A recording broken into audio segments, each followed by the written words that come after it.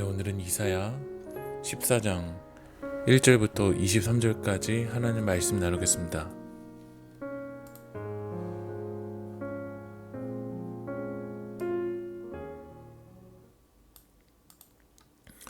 남유다를 무너뜨린 바벨론은 이 남유다 백성들을 포로로 끌고 갔습니다.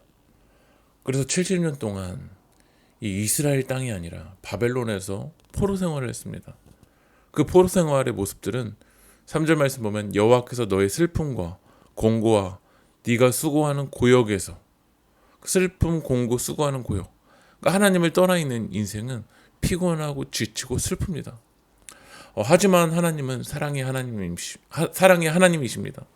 그래서 이스라엘 백성들을 1절 말씀 보면 여호와께서 야곱을 긍휼히 여기시며 이스라엘을 다시 택하여 그들의 땅에 두시리니 나그네 된 자가 야곱의 족속과 연합하여 그들에게 예속될 것이며, 여호와께서 이 야곱은 이스라엘을 이야기합니다. 이스라엘을 긍휼히 여기신다라는 거야. 긍휼히 여기셔서 다시 택하여 그들의 땅에 두신다. 그들의 땅은 가나안 땅이죠. 다시 이스라엘 백성들을 회복하겠다라고 하나님은 말씀하신다라는 거야. 3절에서도 수고하는 고역에서 놓으시고 안식을 주신다. 다시 말하면 하나님의 회복을 이야기하시는 거죠.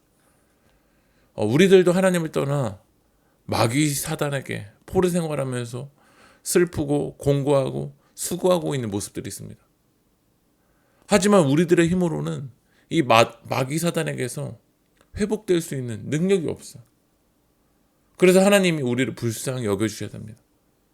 하나님의 은혜가 필요한 거죠. 그래서 오늘 우리의 기도가 하나님, 우리를 불쌍히 여기소서, 우리에게 은혜를 베풀어 주소서가 우리들의 기도의 제목들이 되야 될 줄 믿습니다. 하나님은 이스라엘 백성들을 회복하기 위해서 교만한 바벨론을 무너뜨리세요. 4절 말씀 보면 너는 바벨론 왕에 대하여 이 노래를 지어 이르기를 압제하던 자가 어찌 그리 그쳤으며 강포한 성이 어찌 그리 패하였는고. 압제하던 자가 그치게 되고 강포한 성이 무너지게 된다, 패하게 된다라고 오늘 주님 말씀하세요.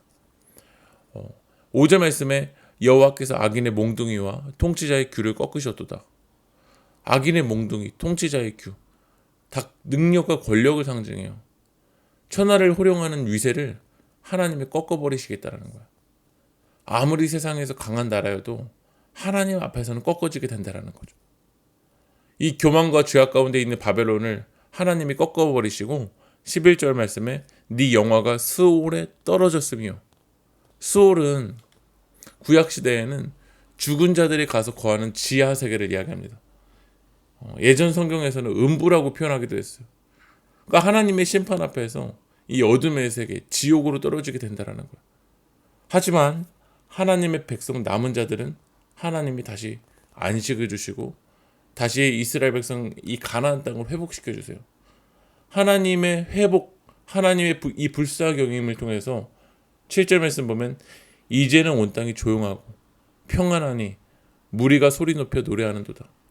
하나님이 회복시켜 주시니까 평온하게 된다라는 거야. 온 땅이 조용하게 된다라는 거죠. 하나님을 떠나 있는 인생은 싸우고 소리치고 이 전쟁 가운데 있어서 조용하지 않았습니다. 그러나 하나님 안에 있을 때 우리는 평온하게 되고 조용하게 되고 무엇보다 소리 높여 노래한다라는 건 이제 하나님을 찬양하게 된다라는 거야.